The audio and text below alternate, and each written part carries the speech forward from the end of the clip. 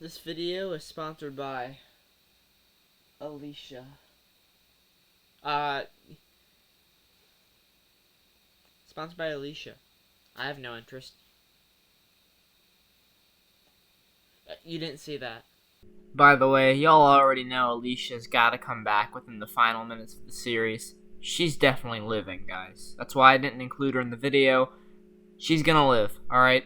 Hey guys, this is AGYT Abbott here, and today we're going to be doing a Fear the Walking Dead video. We're going to have a slew of these this week because I am behind on reviewing episodes, and I still have to get a review out for Season 7B of Fear the Walking Dead, because I've reviewed every single episode up until that point, and I'm not missing a single one, so you're going to get all... This is a Fear the Walking Dead week we're going to have here.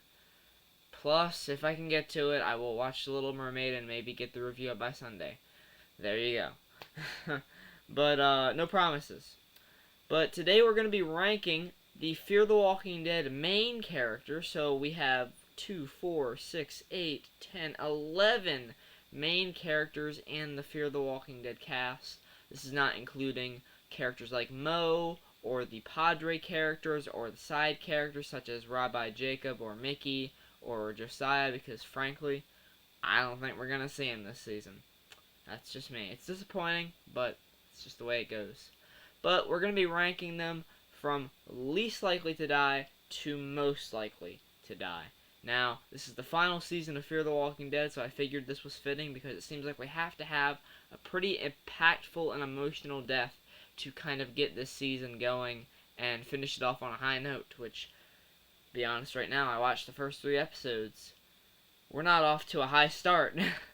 But anyway, I'll get to that in those reviews. Let's just get into the list. Coming in at the bottom is Madison Clark. Now, they have brought Madison Clark back as of Season 7, Episode 16, and if they were actually going to kill her off in this season, they would be absolutely insane to do so.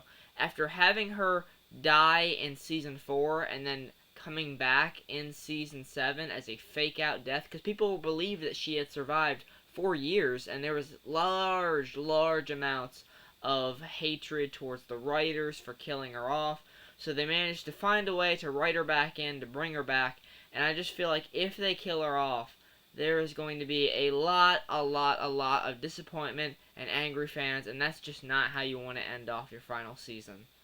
Coming at number 10 is Morgan Jones. Now, this is pretty straightforward. Morgan is, as much as you can be, the most centric character of Fear the Walking Dead after Season 4, because once Season 4 came along, Morgan joined, and he pretty much stole the show away.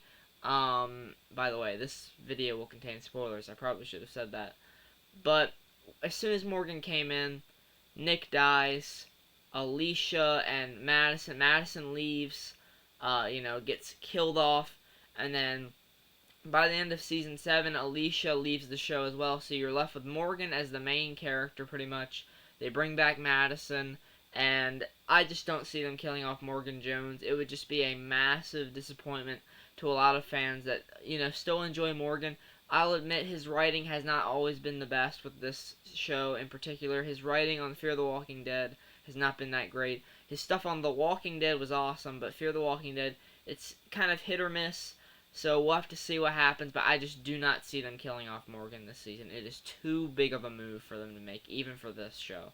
Coming in at number 9 is June Dory. Now, after everything that June has went through throughout these few seasons she's been on this show, I just don't think fans want to see June die. It's not something that we're not hoping for, obviously, but it's just not something that we're like, oh wow, I wonder if that's gonna happen. It's like, oh, I'm gonna be, shocked if that's gonna happen. I just don't think that they're going to do that, because obviously with the loss of John in Season 6, the loss of John Dory Sr. in Season 7, to kill off June in Season 8, it would just kind of seem hokey as well, because you kill Dory in Season 6, a Dory in Season 7, and then a Dory in Season 8. It's a little bit weird. But, as well as the fact that June is doing some pretty big things this season, I won't get into it. But, you'll see when you watch the review, I go into what she's been up to this season.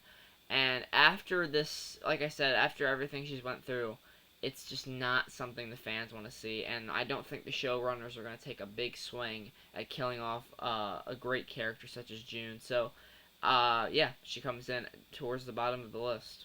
Coming in at number 8 is Charlie. Now, this is a toughie because, as we know, Charlie, by the end of season 7, is in rough shape. She is on death's door. But there is a possibility with some of the new things that have been implemented in this new season. I won't get into it, like I said. But Charlie has some potential to still be alive and to maybe have a reunion with certain characters like Daniel Salazar. We don't really know where she's going. We don't know if she's even in the season. I hope she is. But if she does come back and it's revealed that she did survive, I think it would be a complete disappointment and just a really stupid moment to have her die again. So that's why she comes in low on the list. Coming in at number 7 is Sarah. Now, Sarah is a character that we have gotten to know over these few seasons she's been on the show. She had her own episode in season 7, which was pretty great. She got reunited with her brother Wendell. But in this season, we're not seeing any promotion for her, really. We didn't get a poster or a scene or anything with Sarah. So it's very hard to pinpoint where she will be in this show. So as of right now, she comes in kind of towards the middle of the list because I feel like if they do bring her back, it would seem kind of petty to just kill her off. But at the same time, they could have her be a casualty of this battle against Padre. And you never know with these writers, man. You really never know. You could be brought back on and killed right in a flash. You never know, really. So Sarah is very much a wild card, just like Charlie. Coming in at number 6 is Luciana. Now, Luciana is a character that has not been given her due for a long time in this series. All the way back in season 2, the middle of season 2, Luciana came into the show. She's been around for, you might as well say, the entire series run, other than the first part of season 2 and season 1. So she's not in, like, what, 20? Not even that. Like, she's not in 20, it's not 20 episodes before she's brought into the show. So I just don't think that killing her off would be very wise in terms of the time that they've given her. They haven't given her enough time. Luciana is yet another wild card. I'm just not sure where to place her on this list, so she is at the middle. She could die, but she could be one that, still doesn't do that much, still doesn't get that time that she most desperately should deserve, and is just left to survive. Coming in at number 5 is Dwight. Now, I actually have Dwight and Cherry right next to each other on this list. Because with the addition of their son, which is not a spoiler, Sherry was pregnant by the end of last season, they have a kid, and obviously with that brings the question of, well, which parent is going to die? Because we know in this scenario, it's very, very rare that both parents get to survive the series. Now, the reason I have Dwight actually below Sherry is because Dwight, I feel like, has more to offer, even though I love Sherry, and I think I would rank Sherry just above Dwight in terms of the characters, in terms of my favorites anyway. But Dwight has so much more to offer with the fact that he has that past with Negan, which I know Sherry does too, but Dwight has that very large portion of his life that he spent just kind of forming himself into this person that he did not want to be for Negan. And if he ran into Negan at some point in the future, that would be cool, and it would be great if they left that open like that. If there was an opportunity for that to happen. Now, will that be the case? I'm not sure, but for right now, that's where Dwight sits on the list. And at number 4, like I said, I have Sherry. Sherry is more likely to die than Dwight, I believe, because I just feel like that motherly instinct, she can definitely go in there and probably maybe save her son but get shot or bitten in the process. It's very likely. Now, I know that would kind of be a retread of Rosita's death from the back half of season 11, getting bitten to save her child, but you just can't deny that Sherry isn't that type of character where she would go out of her way to save her child and get bitten or shot in the process. So Sherry, like I said, above Dwight, just barely. It could go 50-50 with either one of them. I just think the probability of Sherry is higher because they don't have as much of a purpose to have her live more than they do with Dwight. Coming in at number 3 is Victor. Victor Strand is probably the biggest wild card of this season. We have only seen 1 or 2 little set photos, not even big things where he's filming a scene, just saying goodbye to the cast and everything from Coleman Domingo, who plays Victor Strand. And I think Victor, this is his time to shine. This is his time to fully redeem himself because, as you know, throughout the entire series, he has dodged death. He has been shady. He has lied. He has cheated. He has stolen. He has killed. And he has betrayed many of his fellow companions. So I think this is the prime time for Victor to sacrifice himself for either Morgan or Madison or somebody that he loves to escape Padre. I feel like he will make a final stand and he will get gunned down by Padre.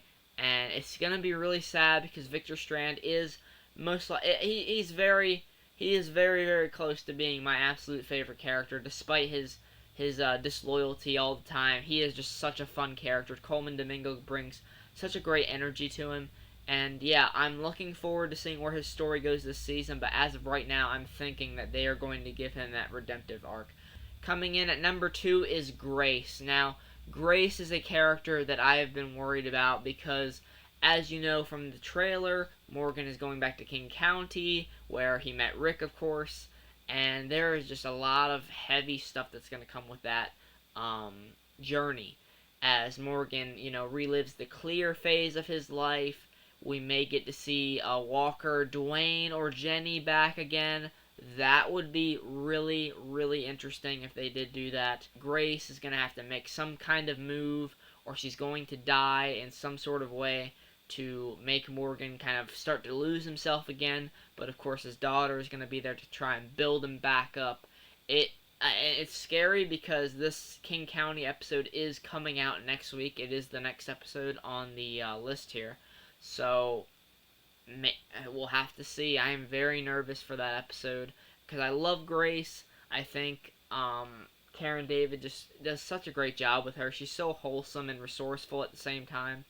And I love her motherly nature towards Mo in Season 7. And now with Season 8, we're going to see more of that, hopefully. So, yeah, I don't want to see Grace die, but it just seems like right now that's something they might do to further along Morgan's character. But coming in at number 1, and I am really, really sad about this, I have Daniel Salazar. So Daniel Salazar has been in this series since episode 2 of season 1. Very, very long history with this character. He's been through so many ups and downs, trials and tribulations, losses, and heartbreaks, and I think that this is a great moment to have Daniel die for somebody that he loves. I think that if they do bring Charlie back, he will die for Charlie, or he could die for Luciana because he has kind of those fatherly bonds with each of them. So one of the two, I think he's going to make a sacrifice for, and it is going to be very emotional. Maybe leading up to the finale, maybe the penultimate episode to kind of hit that, hit the group hard with a loss, a very heavy loss, and then, make them go into battle with that knowledge that Daniel has sacrificed himself. So this battle is, the stakes are higher than ever. I hope that's that way. I hope that's how the battle goes, because I don't want it to be something lame where they're like, hey, we don't have to fight, let's team up together. I don't like that. I want a war, man. But we'll just have to see. I don't know if this is going to be right or not. Probably not, but if it is, you heard it here first. So, thanks so much for watching the video, guys. I know it's something a bit different. This week is going to be a Fear the Walking Dead centric week, basically. So I hope you guys don't mind that too much, the ones that don't watch Fear the Walking Dead. There's plenty of content you guys can look back on, and like I said, the Little Mermaid review will be out sometime soon, maybe by the end of this week or the beginning of next. So look forward to that, and I'll see you guys in the next video. Take care, and goodbye.